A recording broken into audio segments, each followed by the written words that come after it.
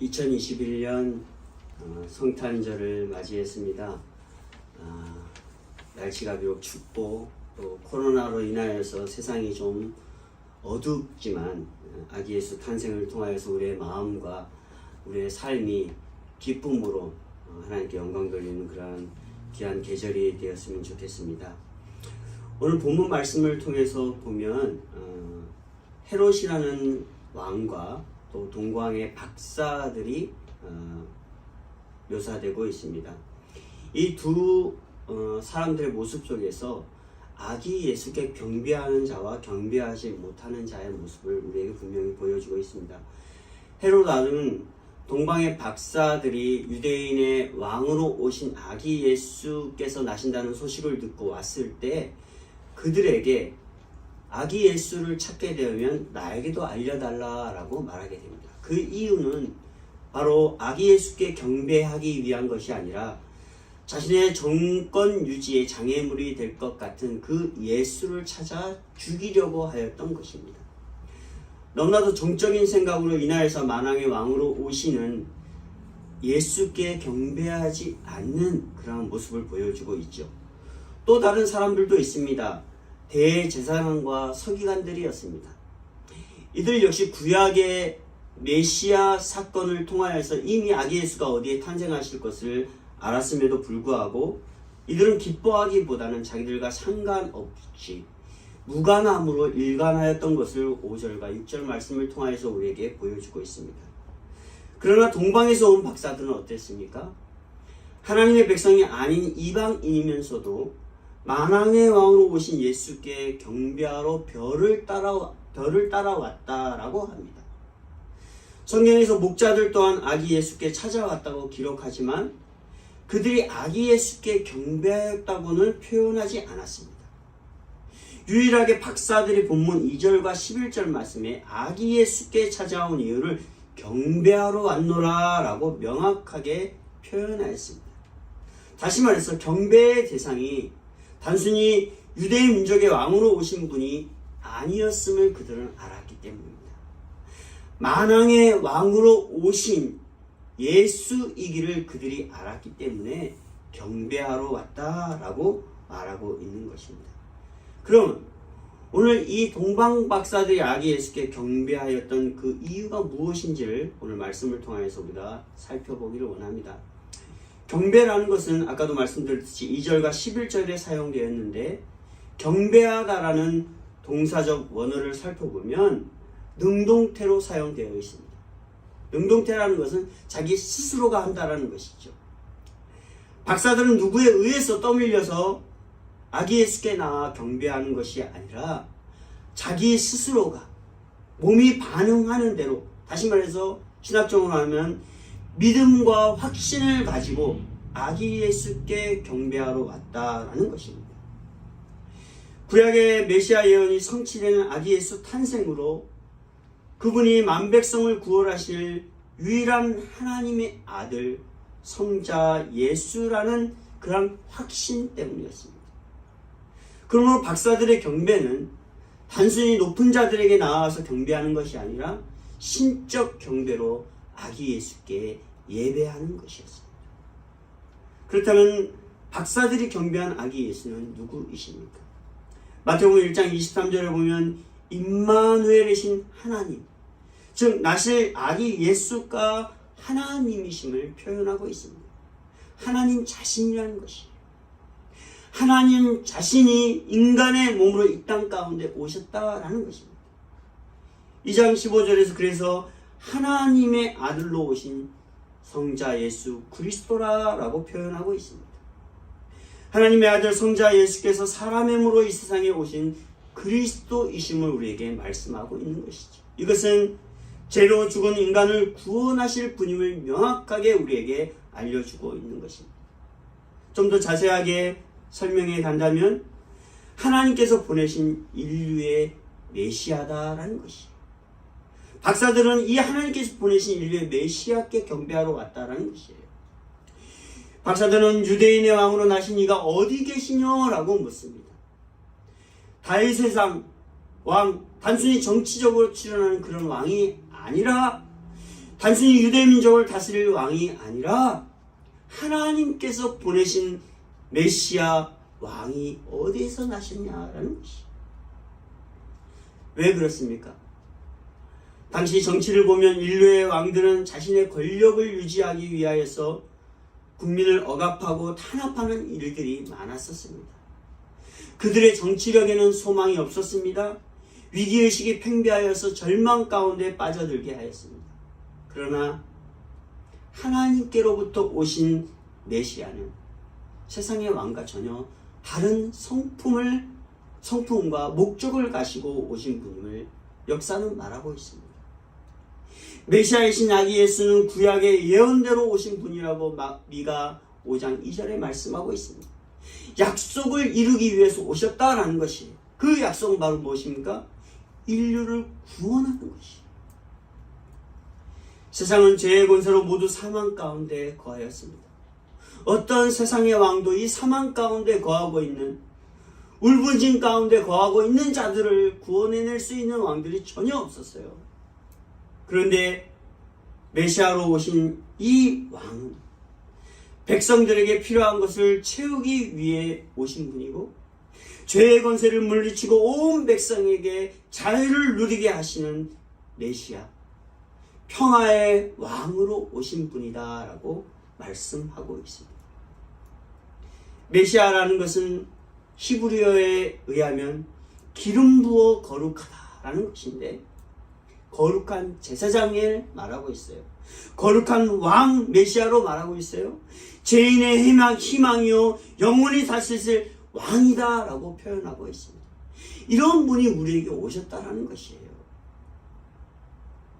우리에게 희망을 주시고 우리를 잘 다스려서 늘 소망으로 인도하시는 분이다라는 것이에요. 그러니 동방의 박사들은 이 아기 예수를 찾아 경배하게 되었다라는 것입니다. 먼 길을 마다하지 아니하고 온 인류를 구원하실 분께 기쁨과 감사로 나와서 예배하는 것임을 말하고 있는 것입니다. 또한 이 아기 예수는 어떤 분입니까? 선한 목자 되신 아기 예수다라고 말하죠. 유대 땅 베들레헴아, 너는 유대 고을 중에 가장 작지 아니하도다. 내게서 한 다스리는 자가 나와서 내 백성 이스라엘의 목자가 되리라 라고 말하고 있습니다. 또한 미가 선지자는 5장 4절 말씀에 다윗에게 적용되었던 목자의 신분을 장차 오실 메시아에게 적용하고 있습니다. 또한 마태는 이를 오신 예수 그리스도에게 다시 적용시키면서 한 다스리는 자, 이 한 다스리는 자는 바로 목자다라는 것이에요. 다시 말해서 이걸 좀 더 설명해 보면, 한 다스리는 자는 목자이고 그 목자는 우리를 다스린다라는 것이에요. 이분의 다스림은 인간 세상 가운데 있는 그 왕의 다스림과 전혀 다른 것임을 말하고 있습니다. 권력과 지배에 의한 통치가 아닌, 구속이 아닌 구원의 자유를 통하여서 백성의 필요를 따라 양식을 주시고 그들의 삶을 보살피시며 양육하는 목자장으로 오신 분임을 분명하게 말씀하고 있습니다. 그래서 그분이 뭐예요? 우리의 선한 목자 되신다라는 것이. 늘 푸른 초장으로 인도하시는 그러한 선한 목자 되신다. 어두운 곳을 밝히시는 등불처럼, 또 가난함과 굶주림에 허덕이는 자들을 인도함으로써 그들에게 풍요를 주심으로써 오신 목자임을 말씀하고 있다는 것입니다. 그러므로 우리는 이러한 목자 되신 예수께 경배할 수밖에 없는 것이에요. 이분을 경배하지 않으면 우리가 누구를 경배하고 그 인도함을 받아 살아갈 수 있겠습니까? 특별히 예수 그리스도 자신도 선한 목자다라고 말했어요. 양들에게 푸른 차적으로 인도하시기 위하여 자기 목숨을 아끼지 않고 버릴 것이다 라고 요한복음 10장 11절과 15절에 말씀하고 있습니다. 때문에 우리는 무조건 목자의 인도함 앞에 경배하는 자들이 되어져야 합니다. 동방의 박사들이 이러한 선한 목자 되신 아기 예수를 알았기에 찾아와 경배하였던 것처럼 지금까지 우리의 선한 목자 되셨던 이 주님 앞에 나와서 늘 경배하며 예배할 수 있는 그런 성도가 되어져야 됩니다. 세 번째로 이 아기 예수는 바로 주 대신 아기 예수다 말하고 있습니다. 여기서 주라는 것은 로드, 큐리오스, 아도나이라고 여러 가지 표현으로 말하고 있습니다. 주는 인간을 다스리신 하나님을 상징하고 있습니다. 이것은 어떠한 탁월함과 권위가 아닌 종의 성품을 소유하신 하나님임을 구약에서 말하고 있습니다. 종의 성품을 소유하신 분이다라는 것은 바로 뭡니까? 주인이 원하는 것대로 모든 것을 실천하는 그러한 사람이 바로 종 아닙니까? 그리고 신약에서 연속적인 의미로 종된 예수님을 상징하고 있습니다. 종으로 오신 예수 그리스도는 섬김이라는 것을 우리에게 보여주셨어요. 이 섬김은 그냥 우리가 무엇을 받기 위하여 섬김이 아니라 조건 없는 섬김. 조건이 없다라는 것이. 자기의 시간과 자기의 물질과 자기의 생명까지도 아낌없이 드리는 이러한 섬김을 통하여서 우리의 주가 되셨다라고 말씀하고 있습니다. 빌립보서 2장 6절 말씀.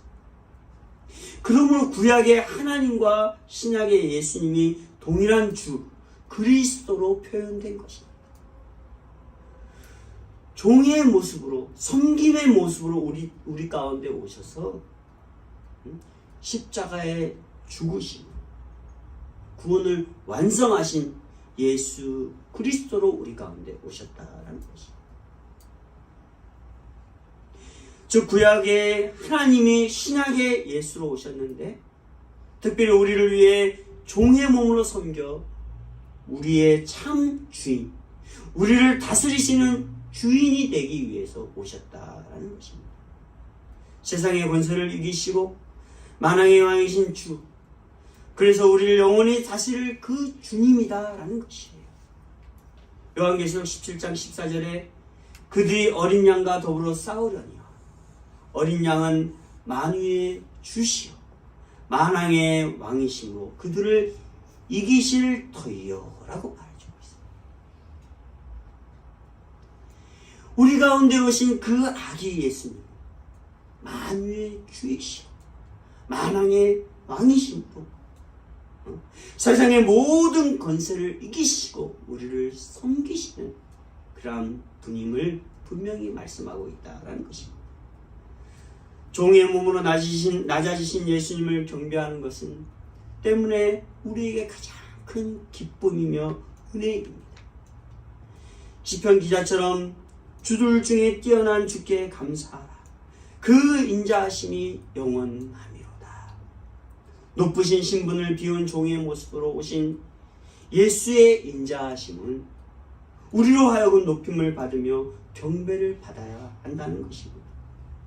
특별히 아기 예수의 인자하심이 영원하리라고 하였기에 우리의 경배도 어떻게 해야 돼요? 중단 없이 영원히 진행되어져야 합니다. 우리의 삶에 아기 예수를 경배하는 데 있어서 핑계가 없어야 돼요. 조건을 붙여서는 안 돼요.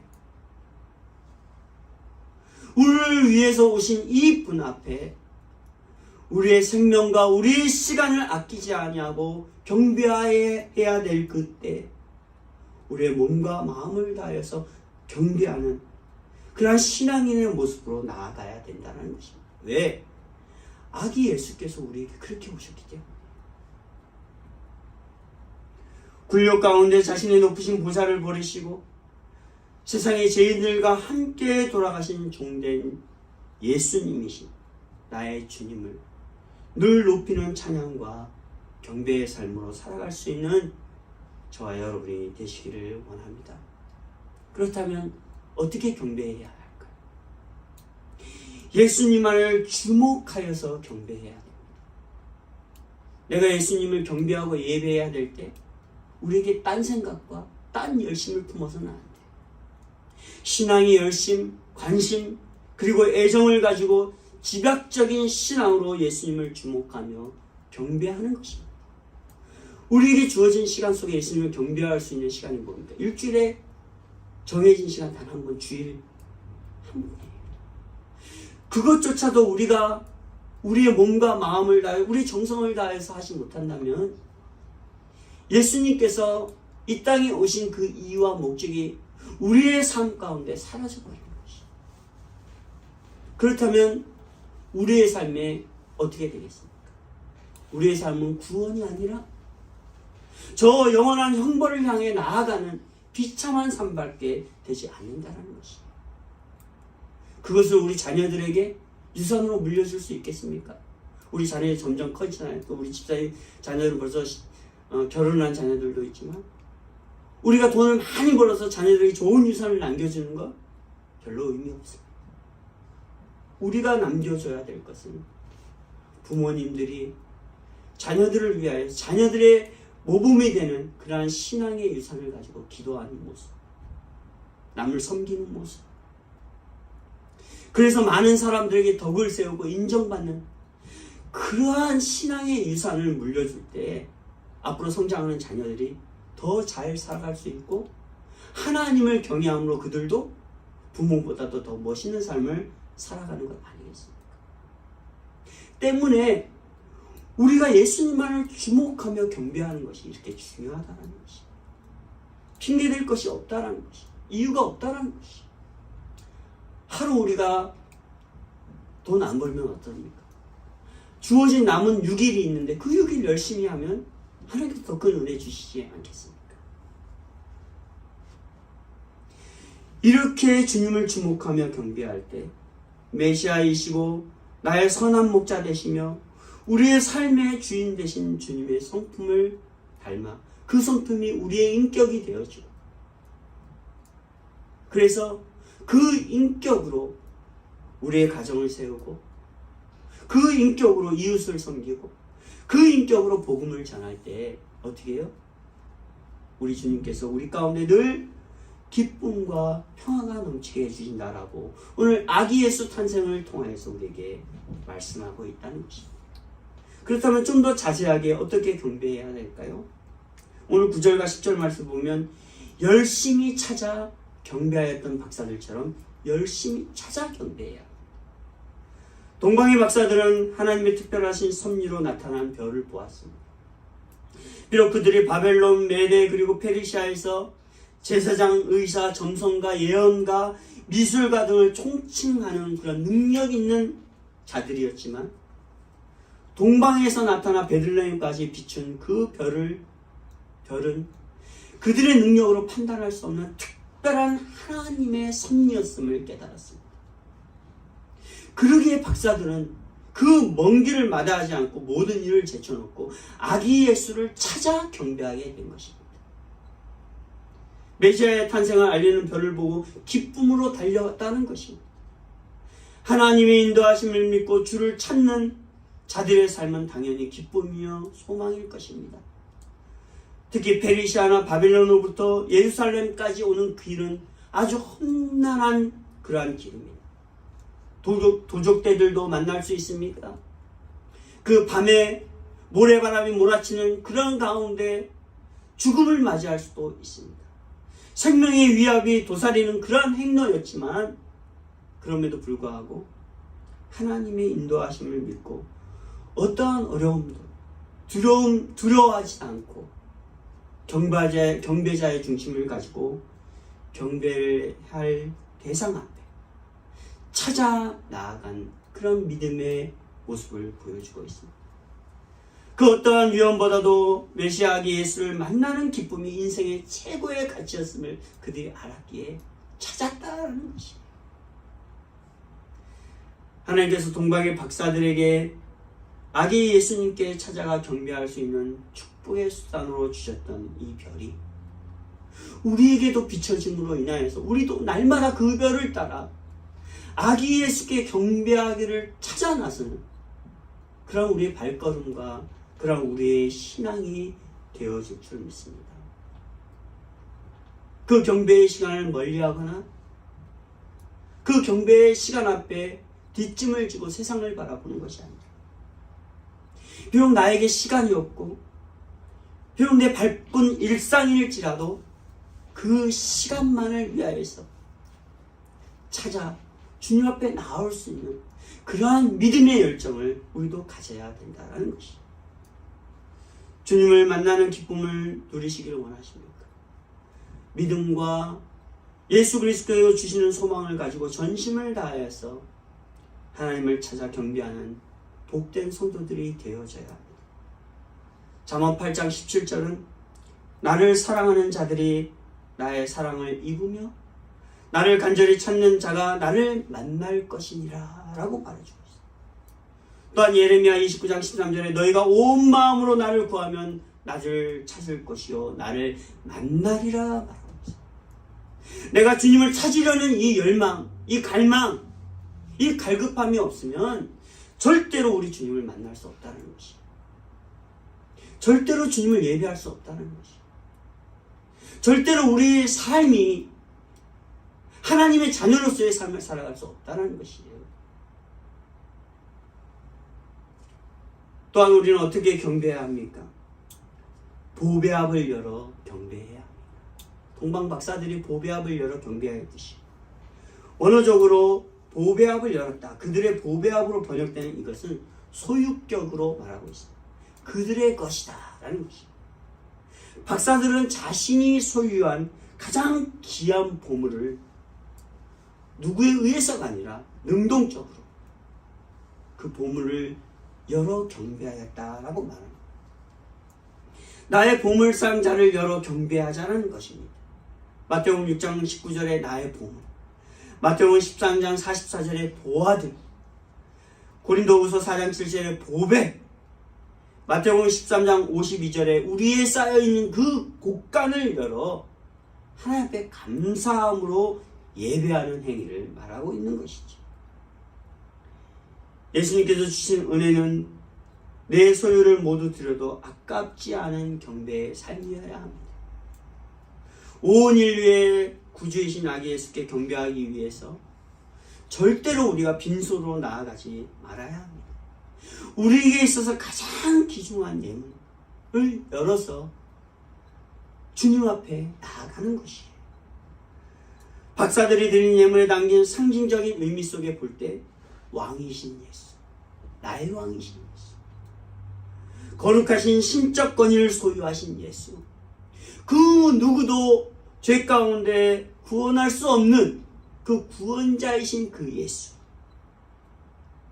그리고 예수의 순환과 죽음을 깨닫고 구원받을 나의 존재로 체험한 그 경배, 그 믿음의 확신으로 주님 앞에 그냥 나온 것이 아니라 자기의 보배합을 열어 경배하며 나왔다라고 말하는 것입니다. 왜? 이러한 아기 예수님이 우리에게 왔기 때문에. 분명 예수를 믿지 않고 체험하지 못한 자라면 절대로 할 수 없는 감사의 경배일 것입니다. 그러기에 우리 자신이 예수 앞에 인색하거나 나의 마음과 정성을 온전히 드리지 못하면 참된 경배가 아닌 가식적인 경배의 요행일 것입니다. 그냥 형식적인 것. 그냥 우리 옛날에 그 유교문화 사상 가운데 많은 것을 드리면 우리도 뭐 많은 것을 받을까 하는 이러한 인과응보의 이러한 요행들, 이거 아니라는 것이. 사랑하는 성도 여러분, 오늘 아기 예수 그리스도의 탄생이 여러분들에게 어떤 감격의 기쁨과 은혜로 다가오는지, 동방의 박사들처럼 나의 메시아이시며 목자 되시어 종의 모습으로 낮아지셔서 우리를 다스리는 주인님을 믿고 확신하고 있습니까? 그래서 지금 이 순간이 기쁘고 감사하여서 주님께 온전히 경배하고 있는지, 또한 예수 그리스도께서 보여주신 삶을 통하여서 나도 그분의 뒤를 따르려고 고백하고 있습니까? 아니면 주님 찾기를 더디하였고 주를 위하여서 예배하는 것에 인색하였으며 형식적이고 이기적인 목적으로 주님 앞에 나왔던 우리의 모습이 아니었습니까? 오직 만왕의 왕으로 오신 예수께 주목하여 경배하기를 힘쓰기 바랍니다. 우리 주사랑교회는 얼마나 좋습니까? 일주일에 예배, 주일 예배 다 공식적으로 한 번 있죠.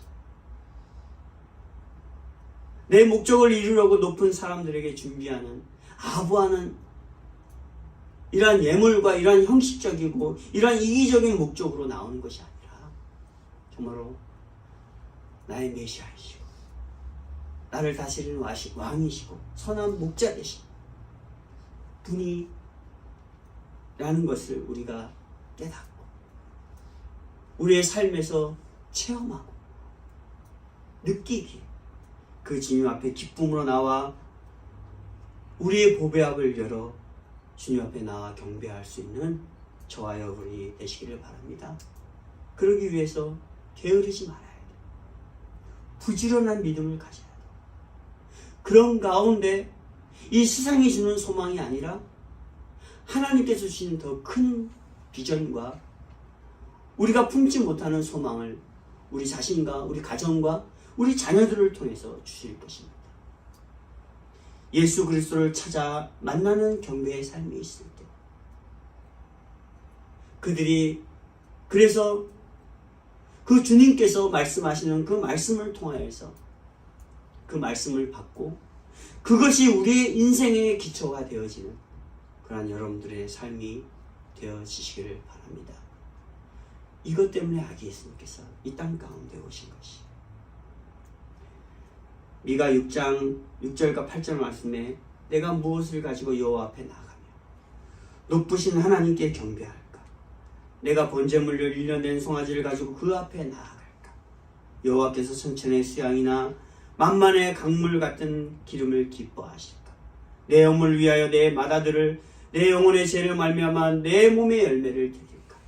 사람아 주께서 선한 것이 무엇임을 내게 보이셨나니 여호와께서 내게 구하시는 것은 오직 정의를 행하며 인자를 사랑하며 겸손하게 내 하나님과 함께 행하는 것이 아니냐. 어떤 형식적인 것이 아니라